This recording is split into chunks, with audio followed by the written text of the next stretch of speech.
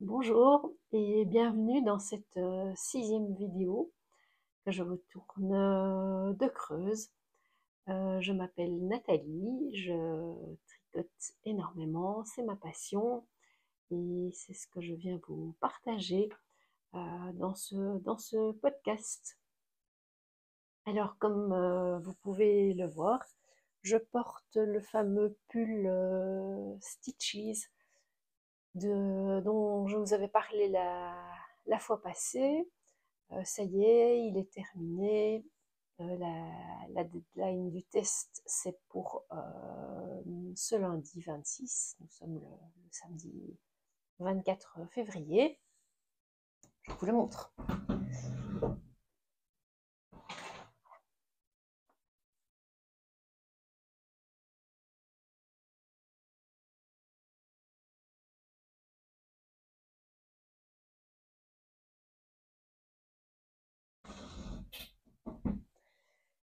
Le voilà, il est très agréable.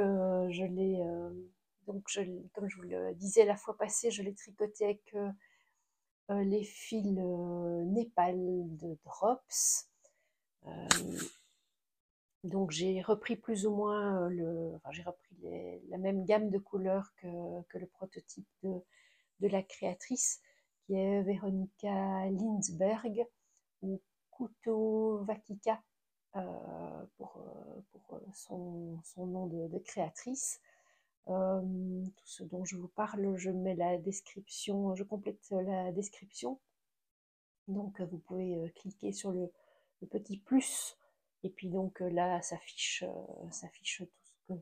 tout ce dont je vais vous parler si vous voulez explorer. Et puis ça vous renvoie également à la page Ravelry que je complète chaque fois pour chaque projet que je réalise.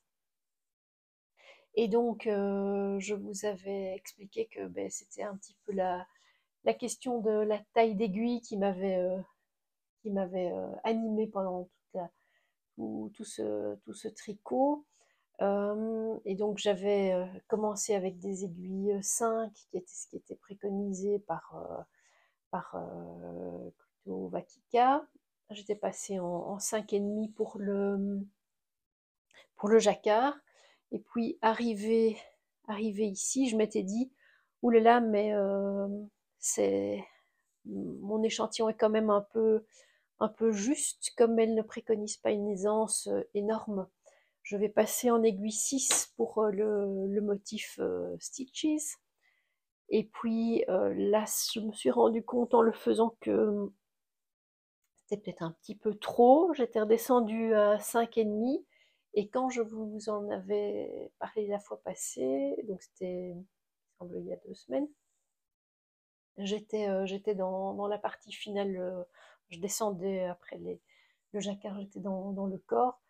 Et là, je l'avais fait en 5 et je me disais que ben, le 5 pour moi c'était la meilleure tension par rapport au fil. Mais je l'ai essayé avant de commencer les côtes, donc pour voir la longueur était un petit peu juste, donc il me moulait un petit peu les hanches, donc c'était pas vraiment ce que j'aime, quoi. Et donc j'ai défait jusqu'au jacquard et j'ai repris en 5,5. Et finalement, bon, ben, j'ai fait les côtes. Donc les manches, ben, j'ai finalement fait tout en 5,5. Je crois les côtes en 4,5. Euh, et puis je me suis rendu compte, ben, finalement au final, que j'aurais pu faire, hormis les côtes, l'entièreté du pull en 5,5. Voilà, je sais pas très bien, je n'ai pas encore d'avis définitif sur la question, mais ben voilà, il y a des fois où finalement, c'est quand il y a du départi comme ça, jacquard et non jacquard, c'est mieux pour la manière dont je tricote, de ne pas changer d'aiguille. Et puis il y a d'autres fois où il vaudrait mieux. Bon, je dois, à mon avis, encore faire du jacquard pour affiner ma décision, pour affiner mon avis là-dessus. Quand je l'ai lavé, mais les manches ont un petit peu rétréci. Et donc là, je me dis que si j'ai le courage, je vais juste défaire et puis retricoter quelques centimètres de côte parce que en fait, ce n'est pas gênant en le portant puisque bah, du coup les manches ne tombent pas ne sont pas en contact avec ce que je suis en train de faire, mais au final, c'est quand même voilà. Hein, on pourrait facilement avoir 7 centimètres, 7 centimètres de plus. Il était prévu des côtes de 9 centimètres, donc dans un monde idéal, il faudrait en fait que je défasse toutes les côtes, mais là, je ne sais quand même pas si j'aurai un enthousiasme aussi fou que ça. Comme nous sommes en Creuse, juste avant, j'ai enfilé ce pull juste pour tourner la vidéo, donc ce pull, ben, à mon avis, va sortir fin du mois, d'autant que Véronica va bientôt accoucher, donc à mon avis, elle va vite le sortir. Mais j'avais évidemment sur moi le pull de la première vidéo, donc le pull en terroir laine. Et petite, pas une anecdote, mais enfin, ce pull, je l'avais ramené en Belgique pour le laver. Et donc, c'est un pull que je lave en machine. Donc, je mets du produit, programme laine, et puis en machine, je le fais sécher à plat. Même la première fois, je ne sais pas pourquoi, j'ai totalement oublié de le faire tremper. Ça, j'ai tout de suite mis en machine, programme laine. Et il est ressorti impeccable. Et ici, en le remettant après l'avoir lavé, je me suis dit, ouf, qu'il est mousseux. Voilà, ce pull, ce pull en terroir laine, et donc c'est le modèle Prosper de Alice Hammer, c'est vraiment un top top, quoi. Mais donc ça, c'était celui de ma première vidéo, et c'est d'ailleurs la petite image de ma première vidéo également. Alors, j'ai fini un autre projet. Oui, j'ai fini les fameuses chaussettes. Donc ça, ce sont les chaussettes que je teste pour Alice Hammer. Donc c'est le modèle des chaussettes Olivia. Et là aussi, je vous en avais parlé la fois passée. J'étais presque au bout de ma première chaussette. Et j'avais un problème, puisque je l'ai tricoté en Magic Loop, j'avais un petit problème à l'endroit du changement d'aiguille, j'avais un problème de tension. Oui, ça s'est pas mal lissé maintenant en les lavant, mais on voit encore, on voit, je tourne un peu, bref, voilà, que le fil contrastant était plus tiré, et du coup ça faisait un petit ressaut. Et donc j'ai reçu des conseils, et celui que j'ai appliqué, parce qu'il était le plus simple, c'est finalement de tricoter ses chaussettes ou son jacquard à l'envers. Donc comme ceci, si les aiguilles sont là, donc c'est un peu moins gai dans le sens où on ne voit pas le jacquard qui se déroule, mais du fait que les fils sont à l'extérieur du tissu, en fait la tension est différente. Et du coup, pour la fin de ma première chaussette et pour ma deuxième chaussette, je n'ai plus du tout eu ce problème. C'était totalement terminé. Bah, en plus, je veux dire, on gagne en sérénité de tricot, puisque on ne doit plus se poser de questions. Chaque fois, je l'ai dans les dernières mailles avant le changement d'aiguille, à savoir, vite, je fais passer mon fil contrastant derrière, je le reprends vite au début de l'aiguille suivante, et puis finalement, le résultat n'est pas bon. Ce qui est amusant aussi, donc ceci c'est ma première chaussette, ceci c'est ma deuxième, c'est que alors que c'est une seule et même, non, un écheveau, un seul et même écheveau, il a quand même fort changé de couleur. Donc ici, donc c'était un fil bleu ciel avec des petits speckles marron et orange. Donc ici, il est assez, on va dire chargé, hein, en autre couleur. Et puis au plus on avance, au plus il est bleu ciel. Et pour ma deuxième chaussette, puisqu'elle se tricote du haut vers le bas, on a l'impression que c'est entièrement bleu ciel. Alors on voit de plus près qu'il y a des nuances, mais voilà, ce sont deux effets tout à fait différents finalement avec le même écheveau. Voilà, je les aime beaucoup. Je ne sais pas comment j'ai fait parce que avec le même montage, là c'est bien élastique, ici c'est un peu moins. Ouais, enfin bon, elles vont peut-être un petit peu se détendre parce que finalement c'est la seule chose, c'est que pour les avoir essayées, c'est la partie qui, chez moi, puisqu'elles sont relativement hautes, j'ai sans doute le mollet, j'ai une cheville fine, mais je crois que j'ai le mollet qui commence voilà, là. Et donc, elles sont un peu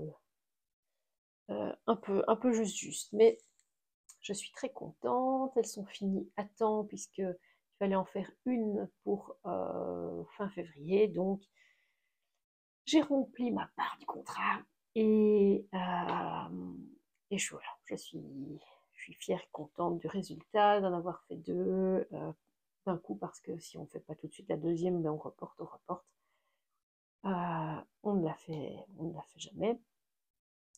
Elles ne sont pas 100% sèches. Je les ai mises à tremper hier soir et fait sécher durant la nuit, mais comme je ne les ai pas essorées outre mesure, pour pas les tordre ou quoi que ce soit, bon, voilà.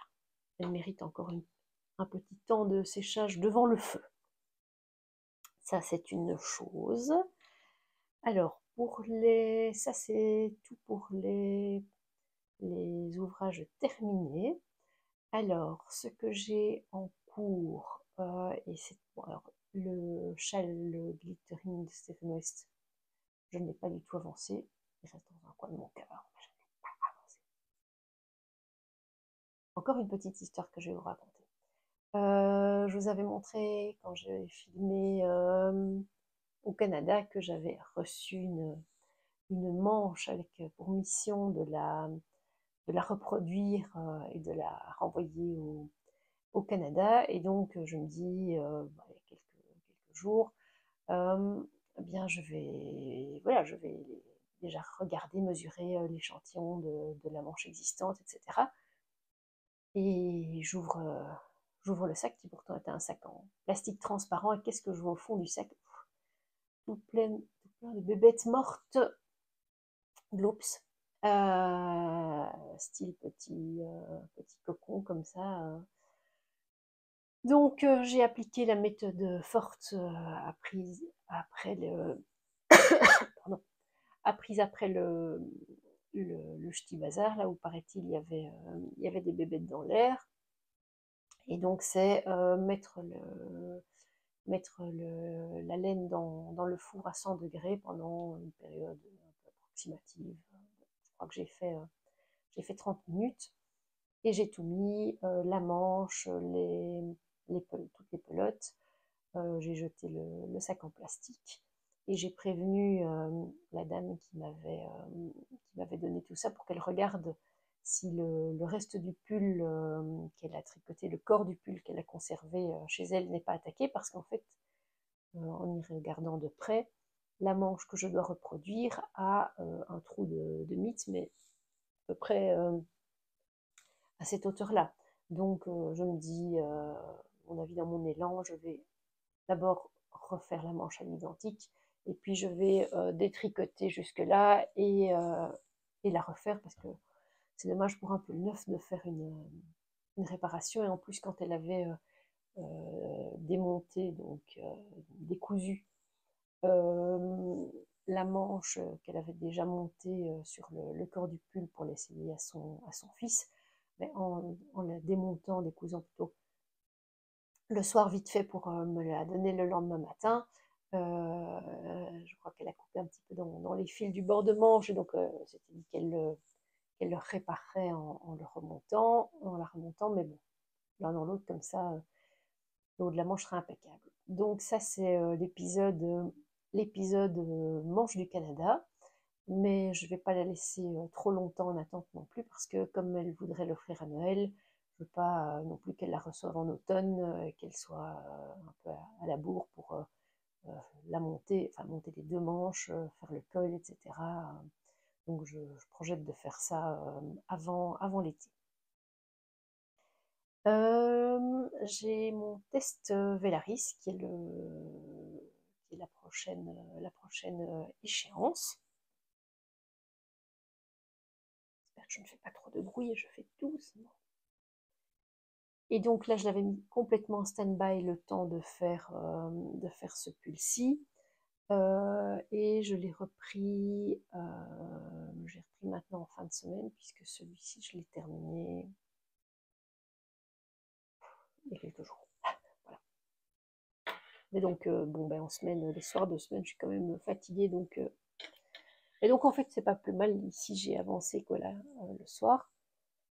Donc, c'est mon fameux pull glace à la pistache. Je suis dans le corps. Je dois faire, je crois, un peu plus que 25 cm, et donc je vais être environ à 15 cm, et puis faire les côtes, et puis les manches. Je regarde où est l'avant, où est l'arrière. Je ne vois rien. Bon, je demandera analyse. Mais donc voilà. Je l'ai repris cette fin de semaine. Donc il n'y aura aucun souci pour qu'il soit terminé pour le 14, pour l'échéance de Nadia. Et donc pour rappel, c'est le pull Velaris de Nadia Crétin-Le Chêne. Ah oui, comme ça donne bien. On voit bien là le motif. Ah, chouette.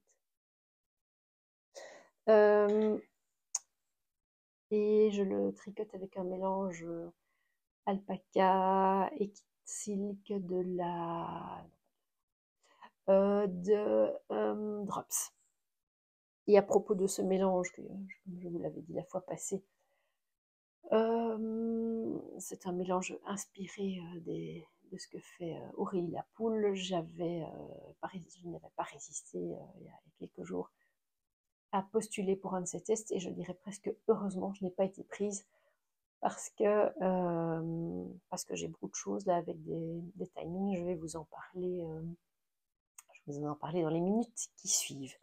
Donc voilà, mon pulvérisatrice, il avance bien, et à mon avis, je vais pouvoir une prochaine fois vous montrer quasi fini ou fini. Et j'aime vraiment bien la couleur qui est... voilà, je n'ai rien dans ces couleurs-là, donc c'est chouette. Hop, hop, hop.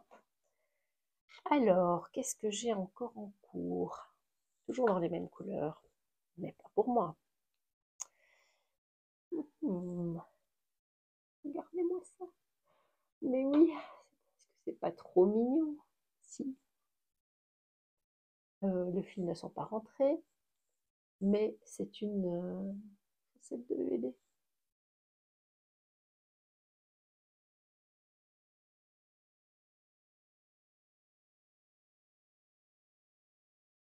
Et donc ça, c'est le fameux patron de Andrea Mori, donc le DRK Everyday Socks. C'est le même patron que les chaussettes que j'ai faites pour Hervé, que je me suis faite également. Et la première fois, donc j'ai fait, c'est la troisième paire de chaussettes que je fais pour ma petite fille. La première fois, j'avais utilisé le patron gratuit des Newborn Socks quelque chose. La deuxième paire, j'avais utilisé ce patron-ci, mais je les avais fait 1 centimètre plus courtes de pied.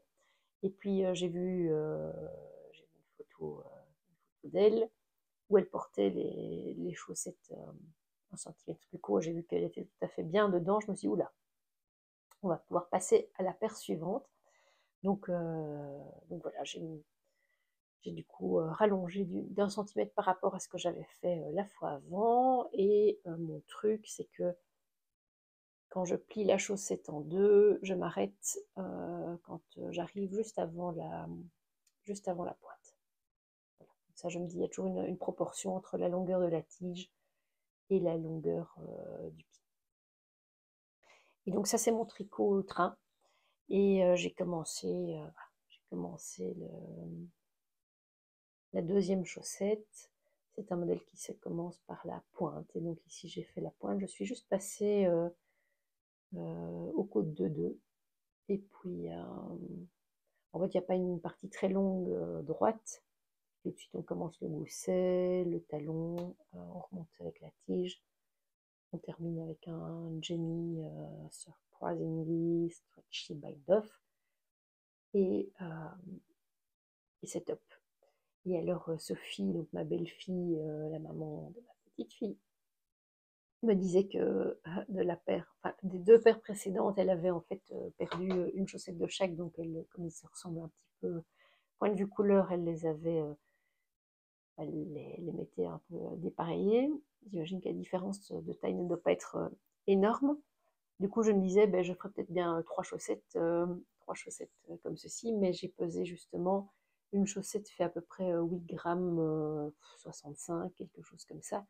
Or, je les tricote celle-ci avec des mini de 20 grammes, donc ce sera juste pas 3 chaussettes, quoi. Oui, alors le fil que j'utilise, c'était, bon, ici c'est mal bobiné, hein, un bobinage maison. Je sais pas pourquoi, quand je vois les autres, elles ont des belles petites pelotes rondes. Moi, je fais toujours autour de mes doigts, et puis après, perpendiculaire, mais du coup, ça fait un grand machin mou, quoi. Bref, qu'est-ce que je disais? Oui, c'est un paquet de mini que j'avais acheté au premier Knit où j'ai été, donc c'était le Knit 2022 chez Woolies Kane. Et oui, innocente dans le monde du tricot à ce moment-là, j'ai posé la question, mais qu'est-ce qu'on fait avec un paquet de 5 petits écheveaux de 20 grammes? Donc elle m'avait dit, ah, mais c'est pour faire justement des chaussettes, des petites choses comme ça. J'avais craqué sur la couleur, mais j'étais loin d'imaginer que je serais grand-mère rapidement. Voilà, donc ça, ce sont mes petites chaussettes et mon tricot de train. Et alors, chaque fois que je sors mes aiguilles, qui sont quand même hyper pointues, hein, on peut le dire, ce sont des Xiaogu. Je vois les gens qui font comme ça, à l'air de dire je vais me faire agresser dans le train. Non, je n'agresse personne. Tout va bien. Ok, ça de côté. Alors, boum, boum, boum, boum, boum. Alors, là, je vous montre le fameux châle mystère que Alice a lancé. Donc, si vous n'avez pas envie de voir le début, mais je suis au début de la première partie, hein, donc je crois que sur Instagram, on a déjà vu plus, et certainement plus aussi sur le groupe Ravelry. J'ai commencé, et je n'en suis pas encore très loin. Prochain indice, mardi prochain. Où suis-je? Boum, boum, boum. Voilà, voilà le début du châle. Donc on commence avec un pinhole Caston, qui est une technique amusante sur un nœud qui coulisse. On monte des mailles, et puis à la fin, ou maintenant si je voulais, mais est-ce que je le veux? Donc on peut tirer le fil, et alors le nœud se referme, et ça fait une belle fermeture. Et donc Alice a prévu a designé son châle pour 4 couleurs. Moi j'ai pris un kit 3 couleurs, et il existe aussi le kit en 2 couleurs. Et donc ici, cette section-ci, c'est une alternance. Et finalement, c'est un motif que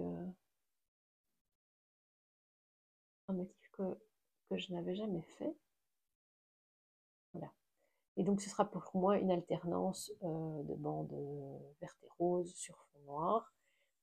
Et finalement aussi, enfin, pas de projet finalement, à chaque section, on peut modifier la manière dont on agence les fils, dont on agence les couleurs.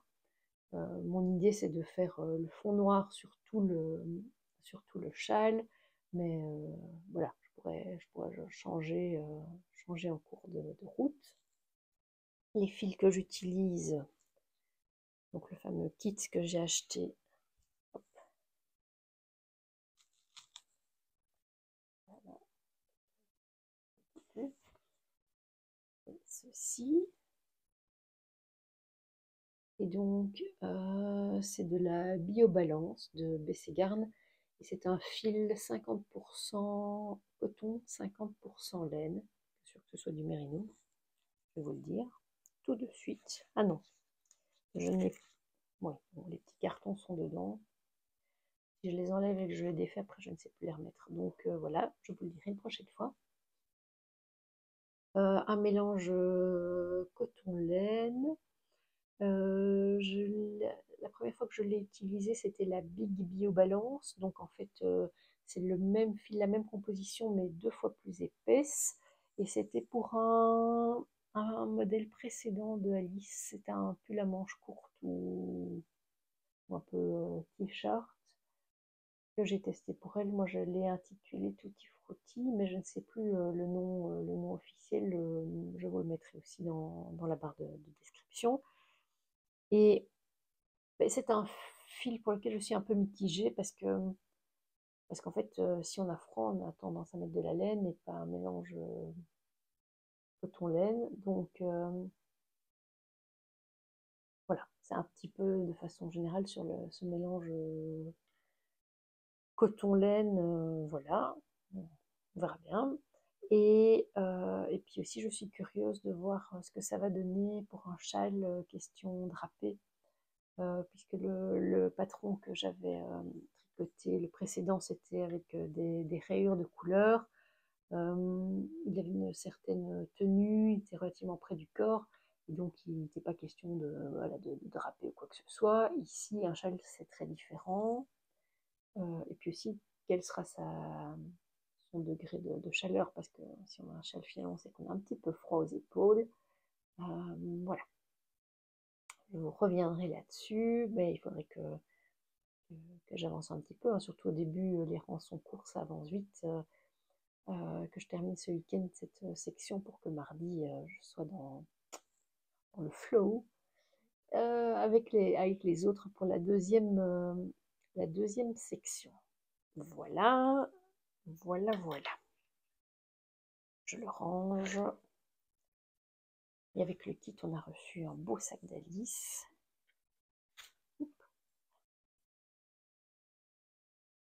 Pas vraiment avec les couleurs de mon pull, mais c'est très sympa. Ça fait été. Alors, ça, ce sont mes encours. Mais alors, j'ai des projets qui vont sauter sur mes aiguilles. Ils sont tout prêts. Il y en a 2. Ce sont mes 2 défis du cal Casino Blush. Je ne sais pas si oui, je vous en ai déjà touché un mot. Et donc, j'ai 2 copines qui m'ont lancé des défis. Et donc, Raffinette Anne m'a lancé le défi de faire un débardeur. Et donc c'est le Bloom Vest. Et donc ça on le fait avec Peggy, on le fait à 3. Et ben, elles sont déjà bien avancées. Moi j'ai pris un peu de retard au démarrage parce que j'étais prise dans mes tests, mais j'ai tous les fils. Et donc ça c'est un chouette modèle que j'avais en fait posté sur Instagram. C'était quand? D'ailleurs c'était qui? Oui, je crois que c'était Unit to Learn. Euh, elle avait, euh, Elle avait proposé, je crois que c'était la première semaine de février, ou quoi, enfin bref, la semaine la plus déprimante de l'année, là, que chaque jour on poste quelque chose sur une thématique. Et bon, je ne sais plus le thématique du jour, mais j'avais posté ce fameux modèle de la Bloom Vest. Peggy, Anne et moi, on s'est chauffé pour le réaliser. En plus, avec ces gros poids, on est dans le thème du casino, donc on va avoir des points supplémentaires. Et j'ai eu le temps de rassembler mes fils. Et là, je compte démarrer la semaine prochaine. Ça se tricote. Enfin, moi, je vais utiliser un fil. Ouh là, j'ai le soleil en pleine figure. Je vais utiliser de la tandem de Westwool. Donc, c'est le fameux fil de Steven West. Parce qu'en fait, à un moment, c'était il y a un an. Je crois que c'était il y a un an. Il a vraiment déstocké toutes ses couleurs.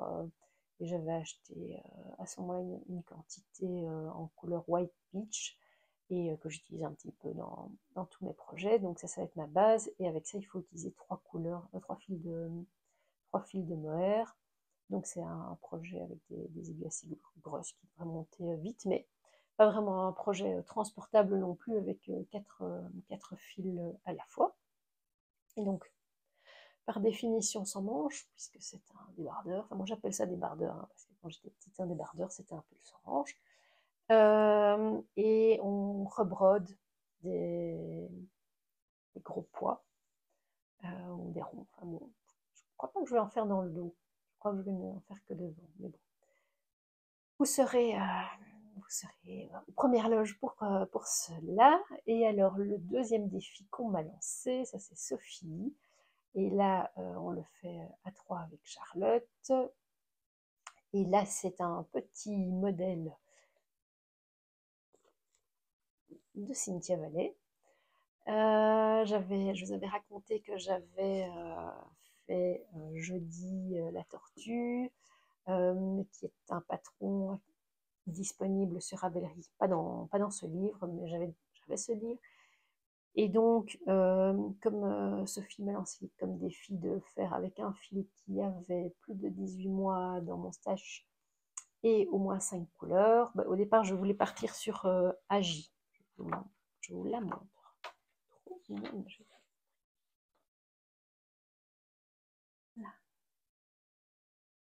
Elle est trop shoot. J'avais le fil de plus de 18 mois, mais pour les 5 couleurs, j'avais pas envie de lui faire quelque chose un petit vêtement multicolore parce qu'elle est, voilà, elle est jolie dans ses couleurs douces. Donc j'ai changé. Agi n'est jamais que reporté. Voilà, pour faire Nana de Lady Duck, qui en plus tricote. Elle a un petit panier avec des petits tricots. Et j'ai pris avec moi le fil pour la commencer. Mais je n'ai pas encore commencé. Je vous le montre. Donc, voilà ce que j'ai. Donc, c'est du fil terroir laine. C'est ça, 2 fils. Oui, ça 2 fils. Je crois que c'est coloris châtaigne. Bref. Coloris châtaigne et pour le bec, et je crois les pattes, je vais prendre ceci. Pas trop surexposé. Bref, c'est de la Wesson, de boucle laine, coloris. Je crois que c'est Miami, oui, ça. Miami Sunset.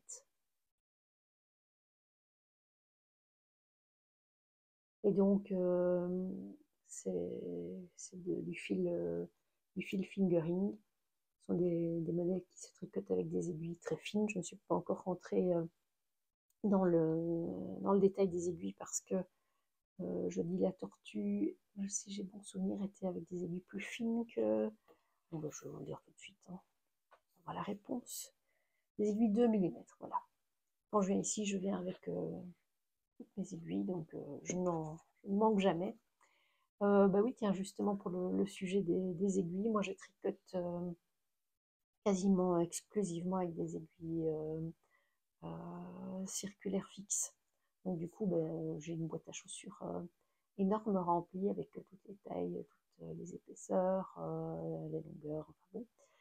Et parce que ça m'énerve en fait ces petits petits machins avec des clés à ouvrir, à fermer, que soi-disant ça s'ouvre quand on tricote.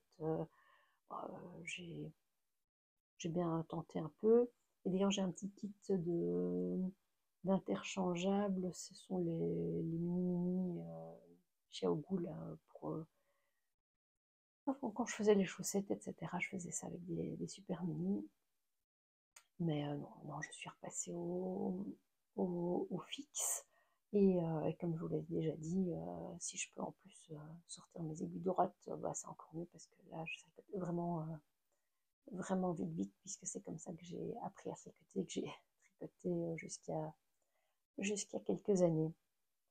Voilà, mais je crois que j'ai fait un petit peu le tour de ce qui m'anime pour le moment. Ben, je vous remercie en tout cas pour tous vos commentaires et retours sous ma vidéo parce que ça me fait plaisir d'y répondre. J'ai l'impression chaque fois d'entamer une petite conversation avec vous. C'est vraiment chouette.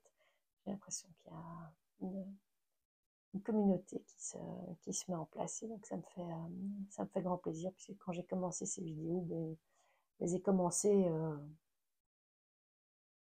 pour commencer quoi. J'ai pas commencé avec un objectif, précis et puis là en fait maintenant je trouve ça chouette de me dire ah ben voilà, je vais raconter ça. Ici il y a eu 2 semaines entre la vidéo précédente et celle-ci parce que j'avais pas énormément à vous montrer. Ce sera plutôt au rythme de ce qu'il y a de quoi occuper une vidéo. Ben, je vous remercie d'être resté jusqu'ici. Si ma vidéo vous a plu, n'hésitez pas à la liker et à vous abonner pour ne pas rater la suivante parce que ça aide finalement à ce que mes vidéos soient connues.